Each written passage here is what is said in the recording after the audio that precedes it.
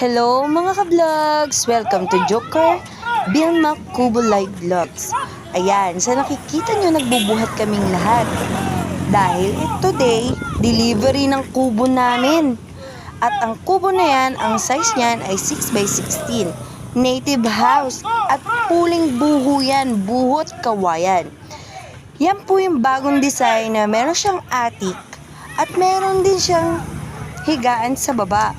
So mga ka-vlog, sa nakikita nyo, i-deliver yan sa Gabaldon, Nueva Ecija. At ang nag-order niyan ay Taiwanese. Nakikita nyo dyan sa video, si ating LB, si ate Lisa, si Ekang, at si Tito Joker. Kasi, isasakay yan doon sa may truck para ma-deliver namin sa tamang pupuntahan. At nag-say hello pa nga si Tita LB. Ayan, ang nakatalikod naman is Kuya Onad. Habang di-deliver namin dyan, medyo pahinga-pahinga lang kasi mabigat din naman ang kubo, no? Take it easy lang, guys.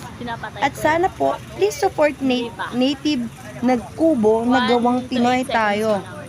At stay tuned lang po tayo, guys, sa mga susunod pa nating vlogs para malaman natin kung ano pa yung mga i-deliver natin next time.